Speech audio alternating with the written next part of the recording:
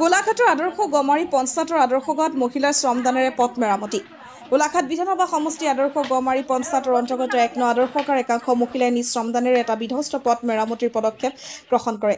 বাঘেধৰা তিনিআলিৰ পৰা গছলাৰ নামঘৰ হৈ আদৰ্শ প্ৰাথমিক বিদ্যালয় ভোটকেন্দ্ৰ সংযোগী পথটোত দ গাঁত হৈ বোকাপানীৰে একাকাৰ হোৱাত এজন ৰোগী চিকিৎসালয়লৈ নিবলৈ যান-বাহন যাতায়াত কৰিব নোৱাৰা হ'ল। চৰকাৰক দীৰ্ঘদিনৰ পৰা আবেদন নিবেদন কৰি আহিছে যদিও কোনো গুৰুত্ব দিয়া নাই। অৱশেষত উপায় নাপায় প্ৰখৰ গৰম বুকু নেওচি মহিলাসকলে দা কোৰ চাঙি লৈ আজিৰে পৰা পথটো মেৰামতি পদক্ষেপ লয়। বিত্ত মহিলা আৰু শিশু কল্যাণ মন্ত্ৰী অজন্তা নেওগৰ গৃহ সমষ্টি গাঁৱৰ মহিলাসকলে নিজেই পথ মেৰামতি কৰিব লগা হোৱা বিষয়টো অতি দুৰ্ভাগ্যজনক বুলি বিবেচিত হৈছে। গোলাঘাটৰ পৰা তুতুমণি বৰা ৰিপৰ্ট এনকে নিউজ।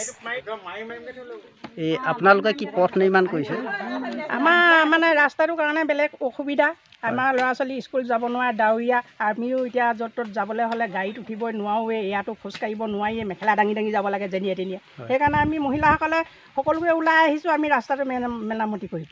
আৰু চৰকাৰক মানে আমি বাৰে বাৰে অনুৰোধ কৰি আছোঁ, আমাৰ এই ৰাস্তাটো দেখি পোৱা নাই। আৰু আমি ভোট দিও আমি জয়যুক্ত কৰিছোঁ, তথাপিও আমি সুবিধা পোৱা নাই। সেইকাৰণে আমি মহিলাসকলে বুই থৈ গোটেইবোৰে ওলাই আহিছোঁ। আপোনালোকে আবেদন নিবেদন কৰিছে? কৰি আছিলোঁ আগতে। কি কয়? ৰাস্তাটো ধৰিছোঁ বুলি কয়, আজিলৈকে দেখোন ধৰি থাকিলে হ'ব নে কথা মেলি দিয়াই নাই দেখোন। সেইকাৰণে আমি মহিলাসকলে আমি বুই থৈ গোটেইবোৰে ওলাই আহিছোঁ। এই ৰাস্তাটো ক'ৰ পৰা ক'লৈ সংযোগ হৈছে? এইটো বাঘেধৰা আদৰ্শ।